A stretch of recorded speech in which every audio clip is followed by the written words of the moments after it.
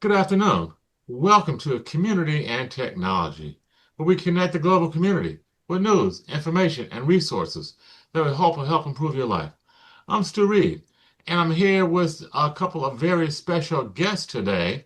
As many of you know, September is Emergency Preparedness Month, and so today we are focusing on emergency preparedness.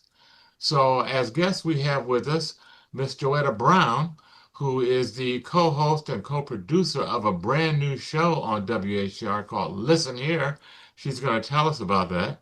And we also have Mr. Mark McPhee, who's a longtime activist in the community and an emergency professional, emergency response professional, working with all of our community radio groups. Welcome, Joetta and Mark, to Community and Technology. Thank you, Stu, and thank you so much for having us. Absolutely. So, Joetta, tell us a little bit about your show. Listen here. What is that all about? Listen here is to invite the community, invite our audiences to listen here, HERE, at 90.3 FM WHCR, and to listen here, HEAR, to the information that we have to give you, to reinforce, to inform you about emergency preparedness, about the details of emergency preparedness.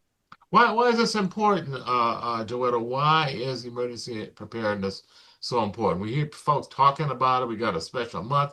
Why is it so important? Tell us, explain it to us.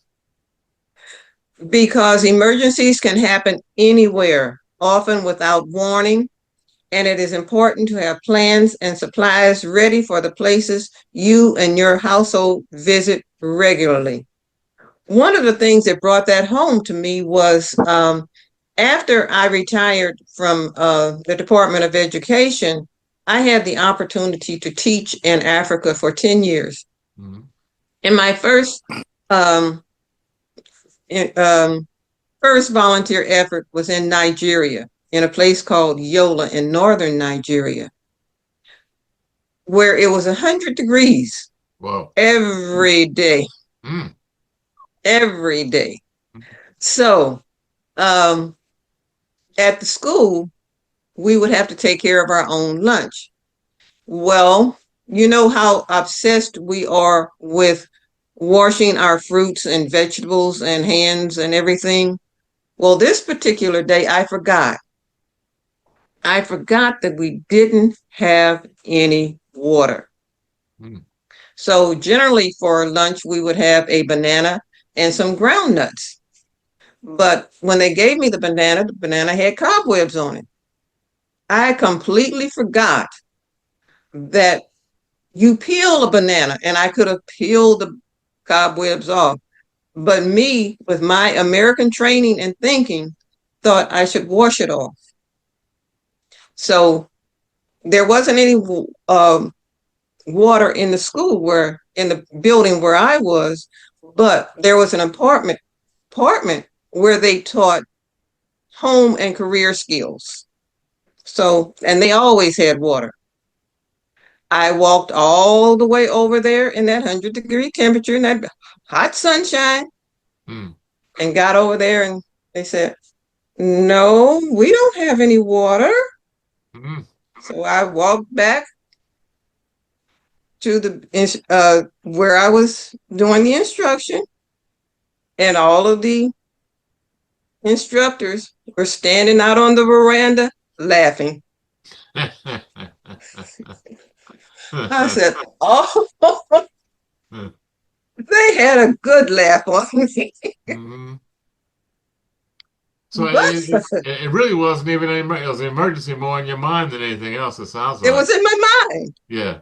But then when I came back home, I used that and I said, "Oh, I wasn't in my thinking mode. I was not in my best thinking mode." Hmm. So then when I joined CERT, that's when I started thinking, "Oh, this is what emergency management is." Hmm. Tell us about your CERT training, Joetta. What's involved in CERT training? CERT stands for what? Community Emergency Response Team. And what is And it? the community, What's the training about? the training is a generally a 10-week session, and you attend classes in everything from I have to go back a few years now. Mm-hmm. Um, Triage. If there's some kind of big emergency, say some sort of explosion, such as happened on Park Avenue a few years ago, and people get hurt, absolutely get hurt. So then you learn to how to manage those people who have been hurt. If they're slightly hurt, if they're, I'm going to use slightly and medium and all the way to they're dead. So if they're dead, you put a black tag on them and say they're dead. But if they're slightly hurt, you ask them to stay over here so that you can take a look at them. So that emergency personnel can come and take a look at them and determine if they need to go to the hospital or not. Then you have the medium hurt who do need to go to the hospital, but you also have those who need to go to the hospital right away, such as a person having a heart attack or something like that. Mm-hmm. So what we do is we can identify those categories so that when emergency personnel gets there, we can say that these people seem to be okay.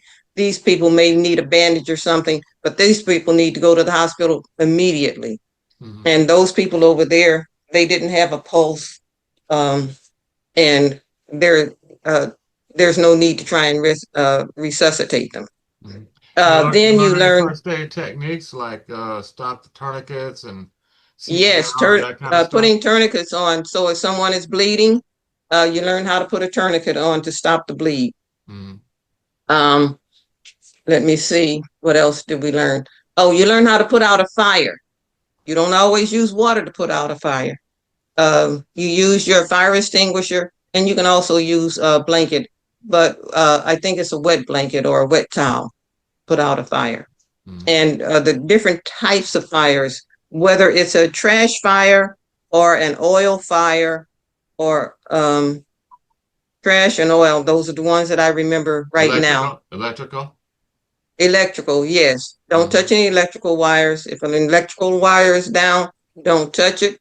Uh, Make sure you go around it.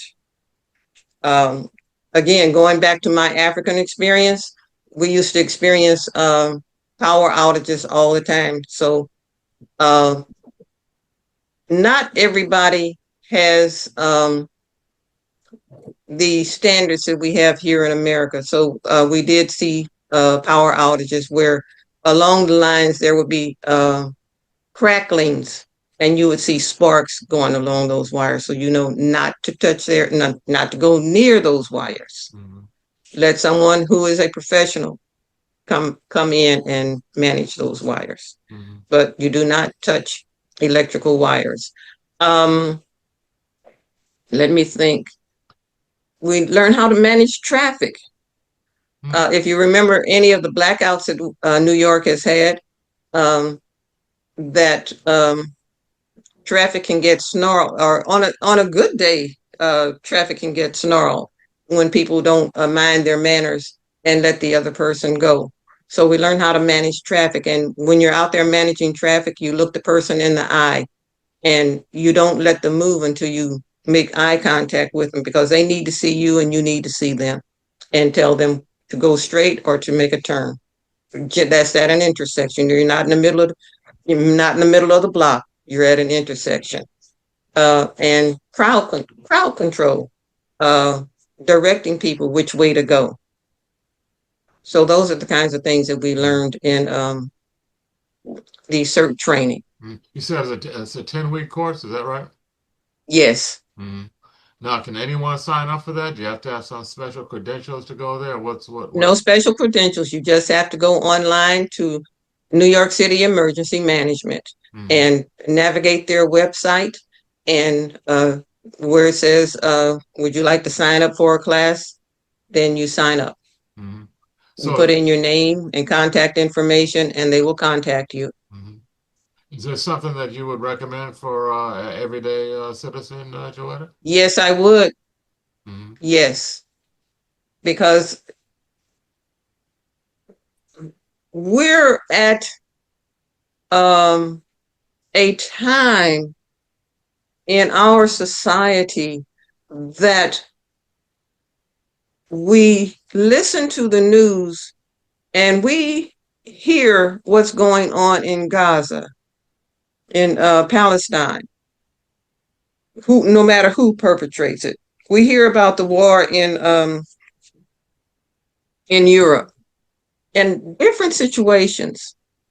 So I am sure that it makes some people nervous, especially immigrants who are from those areas and other areas, from Yemen, from the Sudan, because they've seen it. They've been through wars and conflicts and knowing what happens.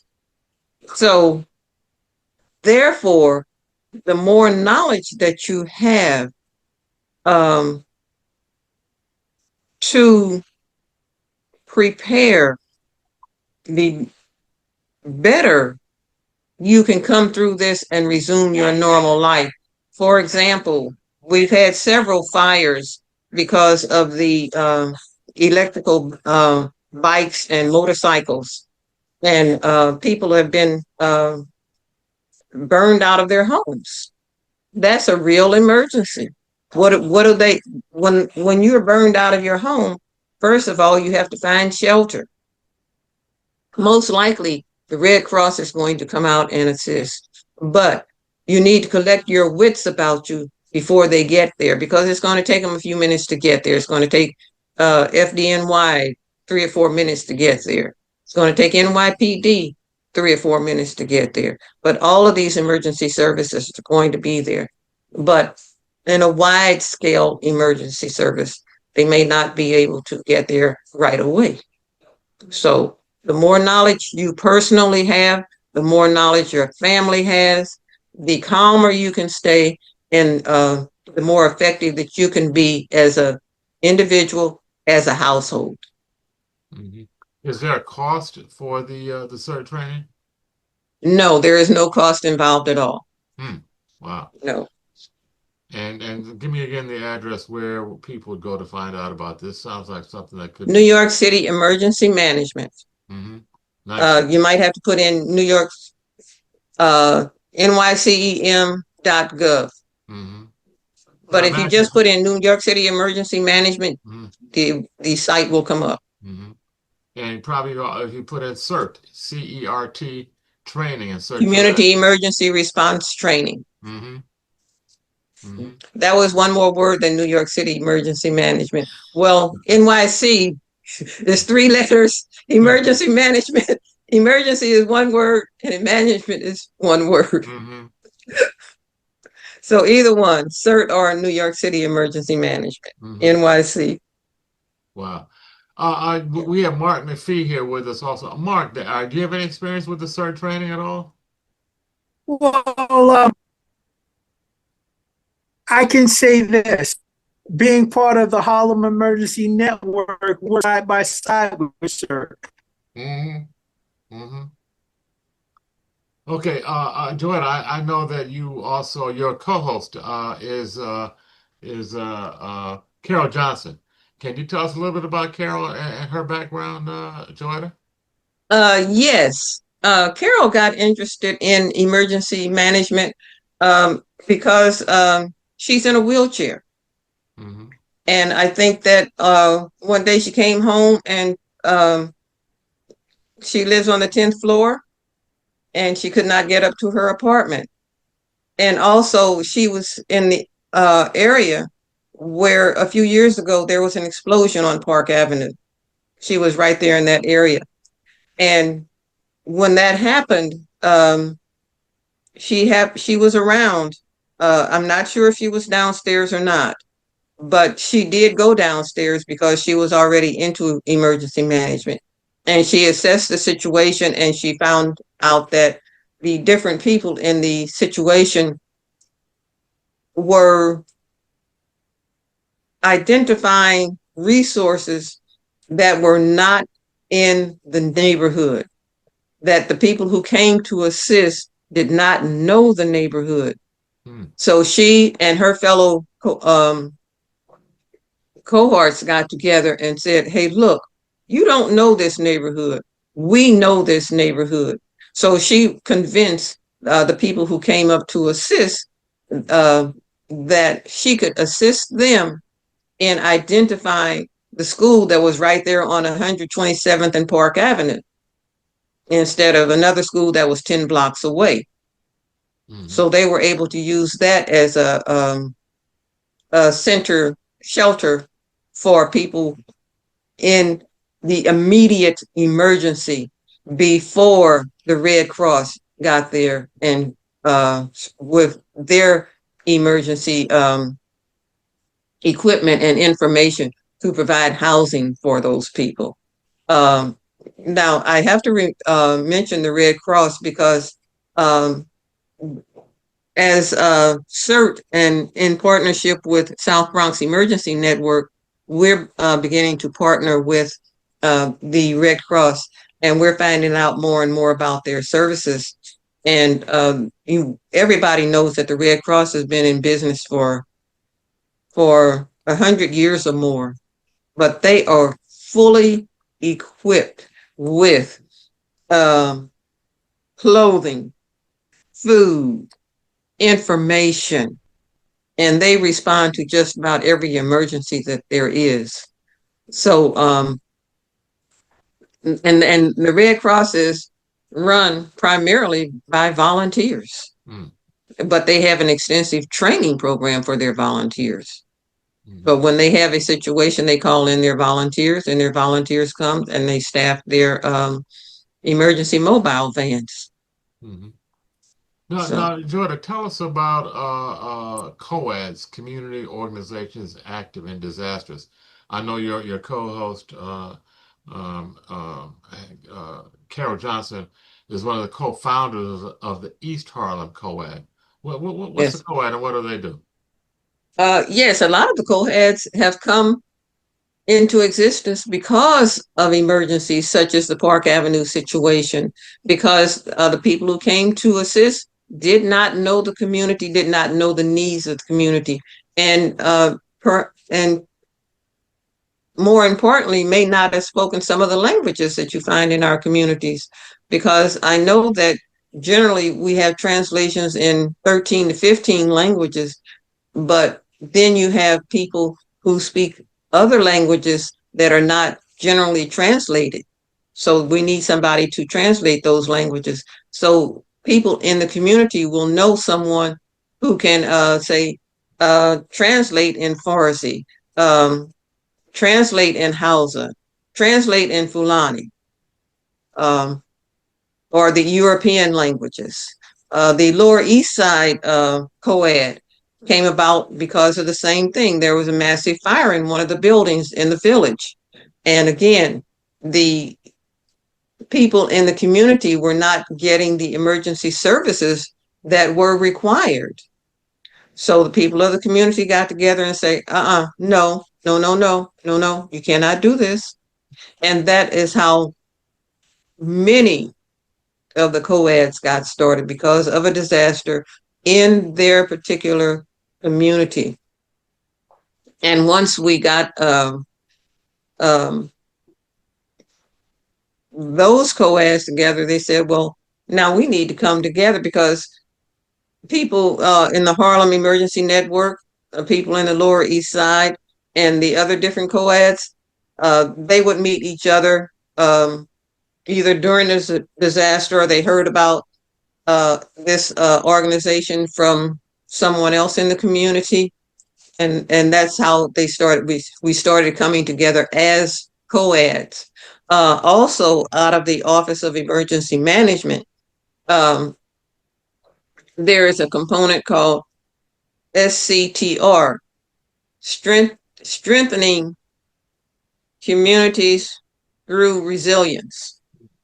And they have brought in to um, one big citywide co-ed, different organizations that are active in emergency preparedness and helping their communities be prepared in emergencies. Well, it sounds like these co-eds are really the on the ground in the community voice and feet, if you will, of the community. It sounds like we really should have one of those in every neighborhood. Every community ought to have a co-ed. Yes, so far we have a CERT team in each of the community boards, each of the 59 community boards in New York City. But along with the CERT teams, we also need the different co-eds because the CERT team, because for example, my CERT team covers 3 community boards. Mm-hmm. But now covering 3 community boards is a lot because I think that there are 100,000 people in each community. So to have a team of between 10 and 25 people to cover 100,000 people, that's a lot. Yeah. And now remember, all of these people are volunteers. Mm-hmm. But even, I'm just going to stay right here in New York City. New York City understands that in many cases, when there is an emergency, it has to be the yo-yo effect. You're on your own because at any given moment, NYPD, FDNY may not be able to get to you if, for example, during 9/11, every resource in the city was directed to the World Trade Center. People had to get home on their own. They had to have their wits about them. And many people had to walk home from, if you were down in lower Manhattan near the World Trade Center, you had to walk up to the Bronx, walk up to wherever you lived, walk over to Brooklyn to get home. And that's reality. Because I remember there was I think it was during hurricane season one year when I was working in Brooklyn. And we were let off work early because they our bosses heard the weather report and the weather was going to get bad, and it did. And I remember catching the last bus that left Brooklyn, which went to lower Manhattan. Then I was on the last bus that left lower Manhattan that would get me to the Bronx because the subways had stopped running. So I said, nope, let me take the bus. Yeah. And I took the bus to, I think I got the bus to 125th Street and I could walk home from there. But those are the things that you have to think about and plan out. Well, if I'm down in lower Manhattan, how do I get back to the Bronx? It's just something you have to keep in the back of your head. Yeah. Okay. And again, you have to be in shape. They say that New York City is a walking city. And it is. Yeah. Because you never know when you're going to have to walk. There you go. Okay, we're going to take a brief break. We're speaking with Joetta Brown about her brand new radio show, Listen Here, which airs every Wednesday on WHCR 90.3 FM from 8 a.m. to 9 a.m. Her co-host is Carol Johnson. Together they make a really a dynamic team, very experienced in emergency preparedness. I encourage our listeners to tune in and check them out. And if you're too far away to receive the signal, don't forget we are online streaming at WHCR.org. So stay tuned. This is Community and Technology on WHCR 90.3 FM. We'll be right back after a brief musical break.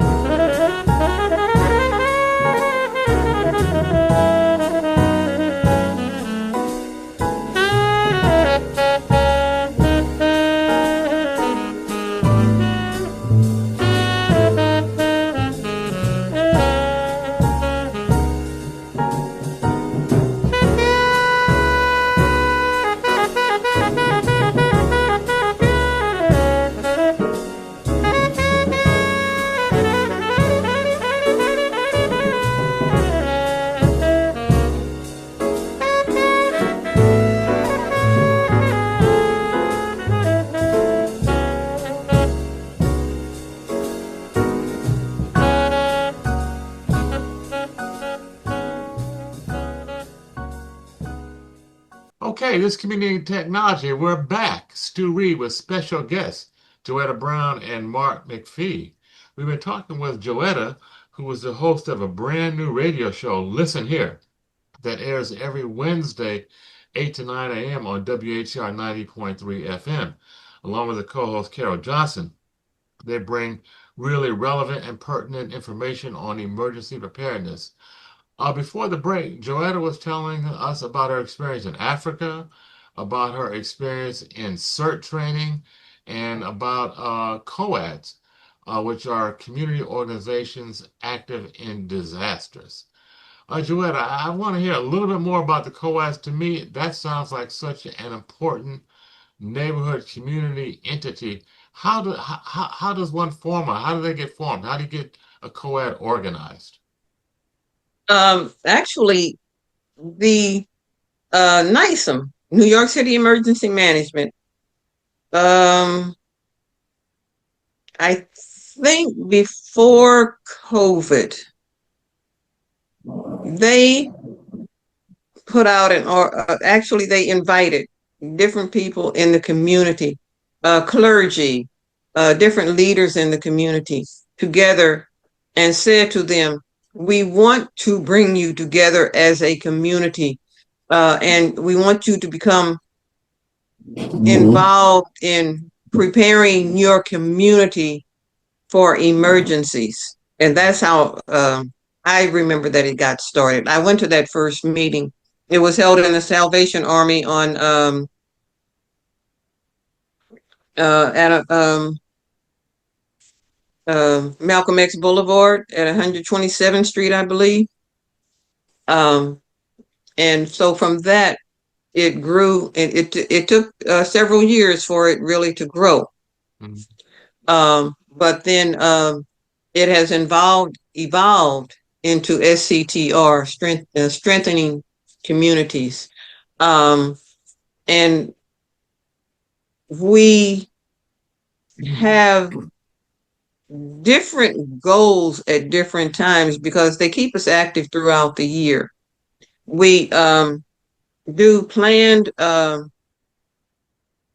communications, weather alerts, hot weather, notifying the community what to do when there's a heat wave going on, where the cooling centers are, different ways that you can cool off, going to your library, going to a movie, taking a long bus ride, anywhere where it is good for you to be in out of the heat, going into the park and walking around or sitting on a shady bench, different things like that.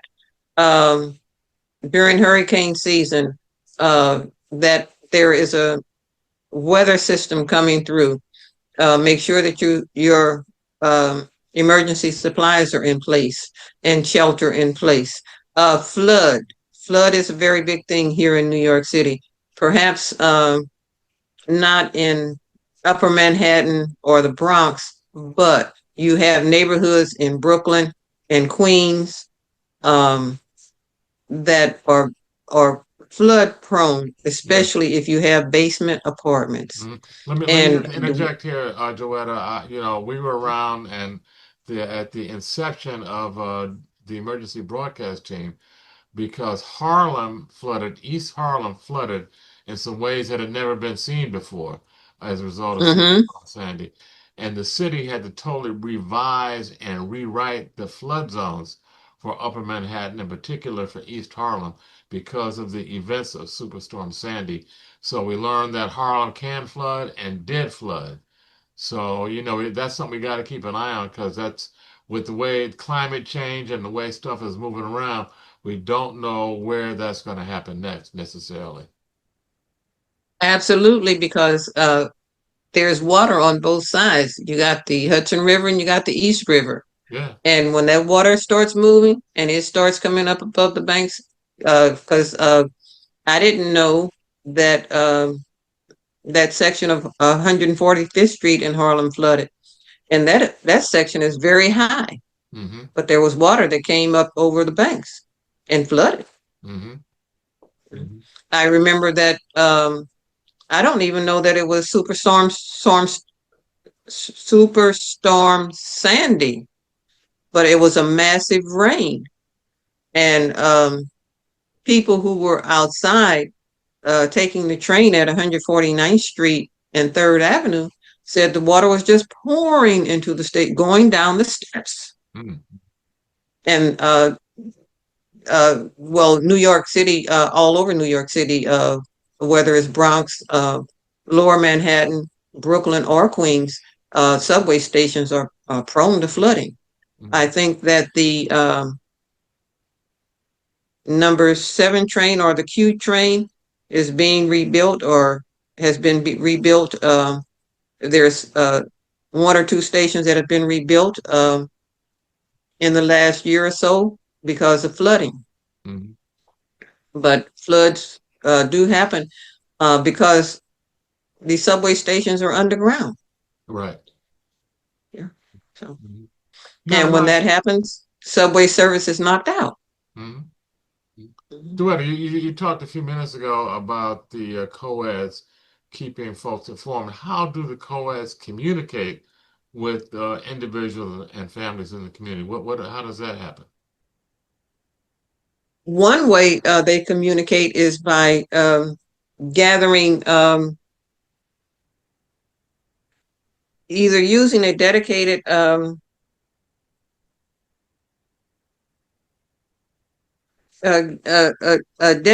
email to send out a listserv, Hmm. send out a notice to your listserv. Okay. Um, in addition to sending out a dedicated listserv, all members of the co-ed are asked to send out the same message to their personal list. Hmm. Um, then there are other partners that may have the connection to send out a massive notification, such as a school. Hmm. So if you're partner with a school, when they notify school and staff of a snow day, um, then they have the capability to send out a notice to everybody in that school, and that way you can reach, say, 1, 2, or 3,000 people, anywhere from say 300 to 1,000 or more people, Hmm. because that's how many students are attending that school. Um, Hmm. through email. Hmm. And in the case of South Bronx Emergency Network and Harlem Emergency Network and Nine uh, New York North, uh, they can use Zello. Hmm. And um, South Bronx Emergency Network, Harlem Emergency Network, and Nine, they have practice sessions every Monday morning to practice their skills and practice their communication outreach. Hmm. Let me just mention that the Zello is an application that works on the smartphone, but that's not the only radio network. I can speak on this because I've been involved with Ninen and with Wally Abdul Noor, who was our emergency and radio guru. We have a land-based mobile radio system that's FCC licensed that works over the WHCR FCC license network that works when everything else goes out. The smartphone network is great as long as you have Wi-Fi or the internet. But when Wi-Fi goes out, when the internet goes out, the only thing that works is the mobile radio network. And thank goodness we have that platform. So we've got the mobile radio network, we've got the rapid radio network that works on the internet, and we've got the smartphone network, walkie-talkie network that works on the internet. So as you said earlier, Joetta, you never know what's going to be working in an emergency. So that's why we have multiple redundant backup ways to communicate with each other. But now, Joetta, tell me, can you speak a little bit about Notify NYC? I know that's another notification platform that we encourage people to sign up for. Notify NYC is a citywide platform for emergency notifications. All you have to do is, again, you can go to NYC Emergency Management, or you can just go to Notify NYC, put in your identification information, and you're on, and you will get emergency alerts when there is, again, right now, thankfully, most of our alerts are about weather, or about weather, rain, snow, those kinds of things. But if there were, everybody, I believe, is familiar with the emergency broadcast network or notification system that happens on the radio and happens on your television. And those tests are run, let's say every 3 months. I think we just had But a the test last difference, week, didn't we, Joetta, on the wireless? yes, we did. Yeah. Okay. Last Thursday, I believe it was. Okay. Yeah, it was last Thursday. Yes. And if you remember back in the day, the notification came on, this is an emergency. You will be given directions as to what to do. That was when they were anticipating if you had to change your location, if you had to leave your shelter. But again, if you had to leave your shelter today, that same notification would come on. And it would give you instructions. And I don't know if you've noticed, we have all probably seen them, but if you've noticed on some streets, your major streets, such as say the north and south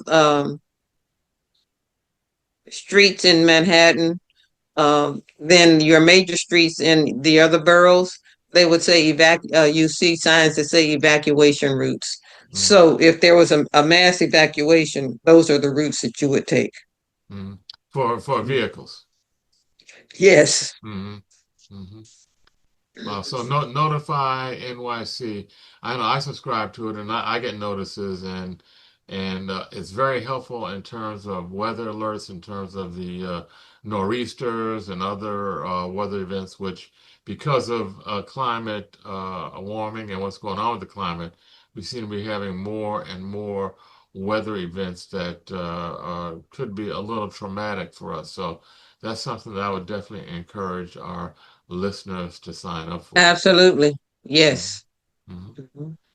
So, now is the time to remind everyone, you should have not only a smoke alarm in your house or apartment, but you should have a smoke alarm and a carbon monoxide alarm.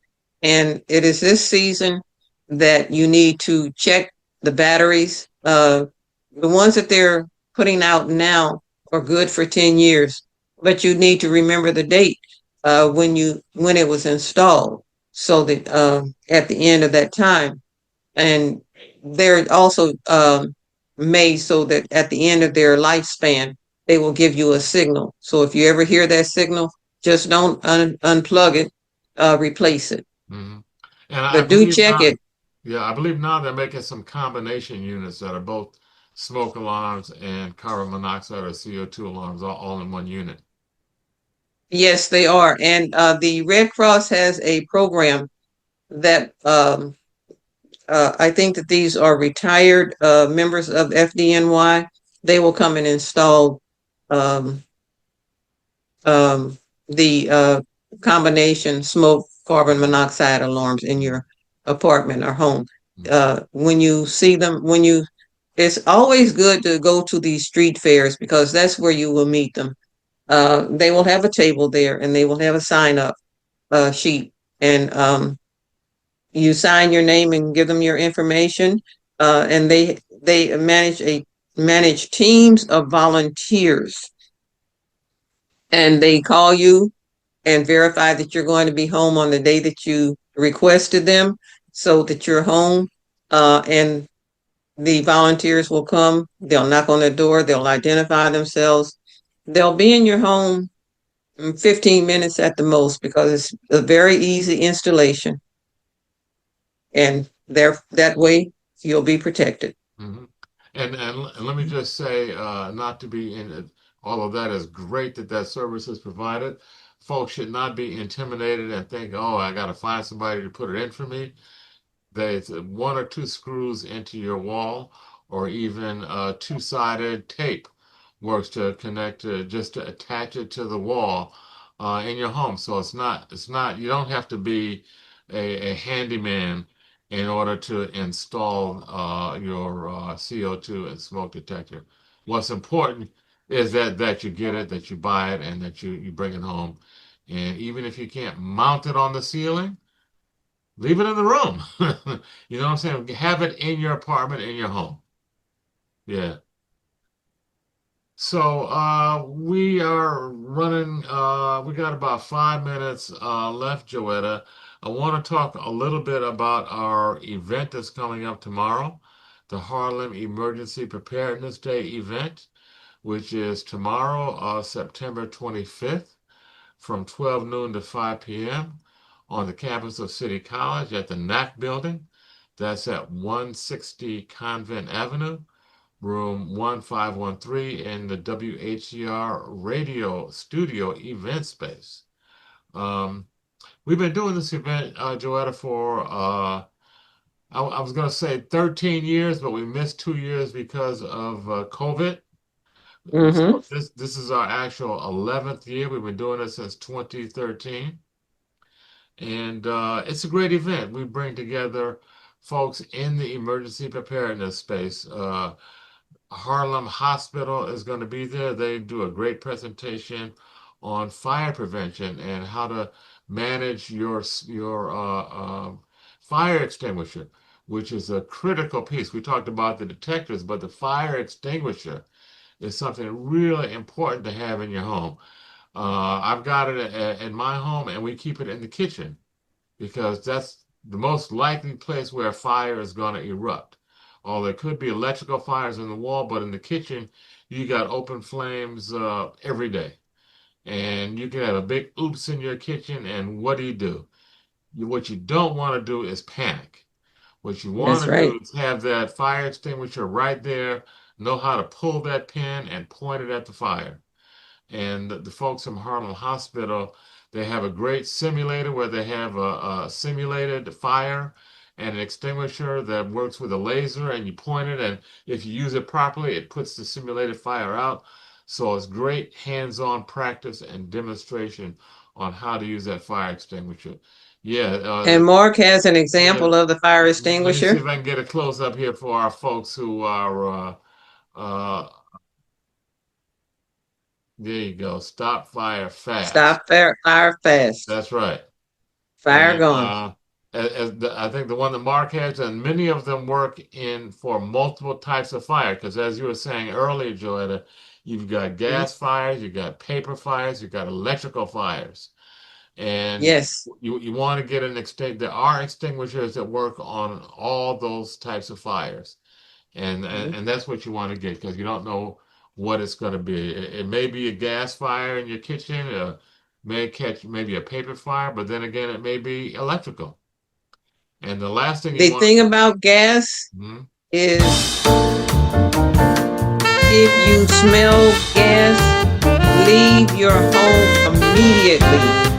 Once you get outside, call 911, but leave immediately. If your alarm goes off, leave. hmm hmm great And now, advice. I understand that someone named Stewart said that preparedness is power, said Stu Reid, director of WHCR Emergency Broadcast Team.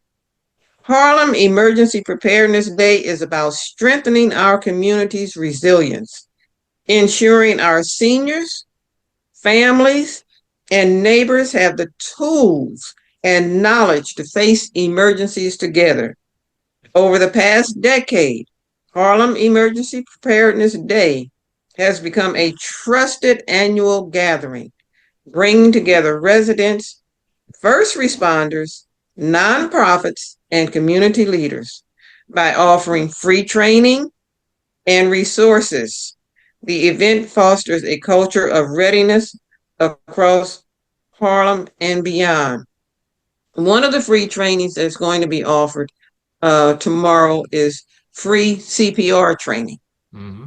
That's right. So that is so true. So we're winding up here. We want folks to come out tomorrow, City College, noon to 5 p.m. In the NAC building, 160 Convent Avenue. Mark, do you have any words you want to leave our audience with as we're about to sign off?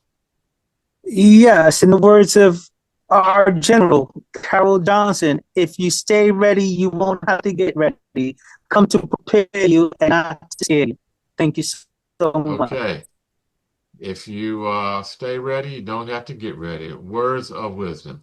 Okay, I want to thank Joetta Brown. And Joetta, congratulations on your new show. Listen here Thank every you so much, Wednesday, Stu. 8 to 9 a.m. Joetta Brown and Carol Johnson. Congratulations. And thank you, Mark McPhee, for all the work that you do in your community and for joining us on Community and Technology. Thank you. Okay. Thank you. This has been Community and Technology on WHCR 90.3 FM every Wednesday, 5 to 6 p.m. Tune in. Just might learn something. Thanks. Good night.